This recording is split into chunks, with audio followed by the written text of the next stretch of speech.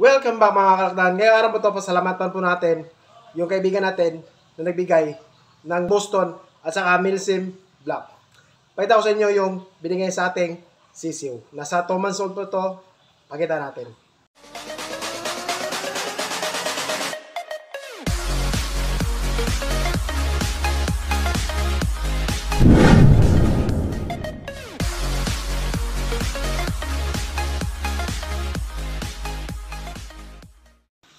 Ayun, balak nating linisan tong ayan sa likuran natin para lagyan natin ng manok o 3 manok siguro lalagyan natin dito para may titilaok naman sa bago nating nilipatan. Pakita natin yung area na maglalagyan natin ng manok ngayon, tsaka lilinisan muna natin.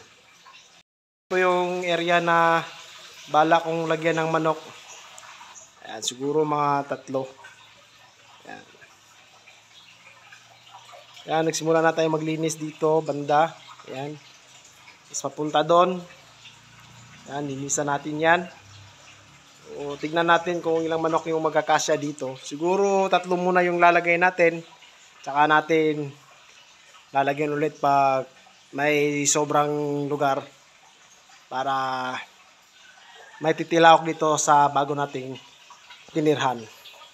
Ayun, kakatapos na natin maglinis pero hindi pa buong linis talaga kasi inabot tayo ng oras na pagkain. Kaya siguro susunod na araw na lang natin linisin yun kasi bukas may trabaho pa ako. Kaya hindi natin maasikaso sa paglinis yung area na yon.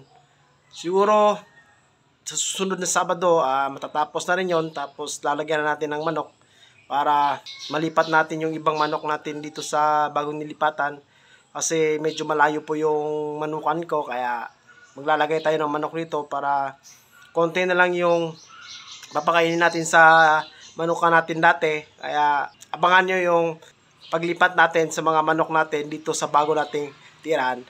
At punta muna tayo sa manukan natin na yung mga sisiw na binigay. Pakita ko sa inyo po yung binigay sa atin. Ayan, isang Milsim Black tapos Boston. Ayan. Hindi natin masasabi kung lalaki o babae yan. Sana maging lalaki siya. Pero itong isa is lalaki na. Kaya umasa tayo na magiging lalaki to. Pero kung hindi naman, okay lang yan kasi paparis natin sa Milsim Black natin na broodcock. Ayan po yung binigay sa atin ng kaibigan natin. Tapos pakita natin yung bulik talisayin natin nung nakaraang video pinakita natin. Ayun. Ayan, bulik talisayin yan. Bali pinaghiwalay ko na kasi nagtutukaan na sila.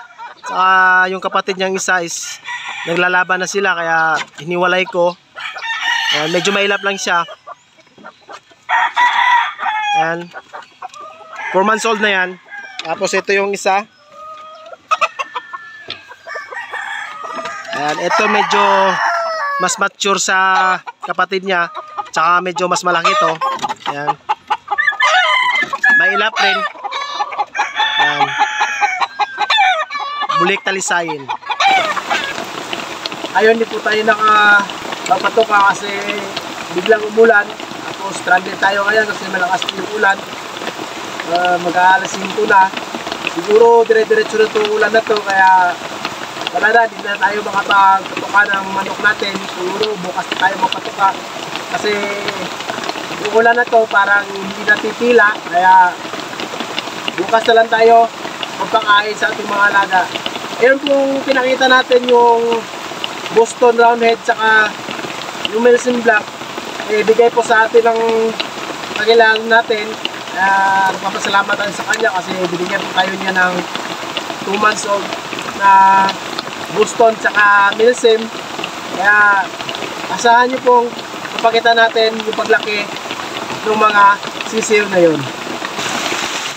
Ayan po yung ulan, oh. Ayan. Masyado po malakas. Ay, binabaha na po. yung manukan natin medyo may tubig na. Ayan. Di tayo baka makain ngayon.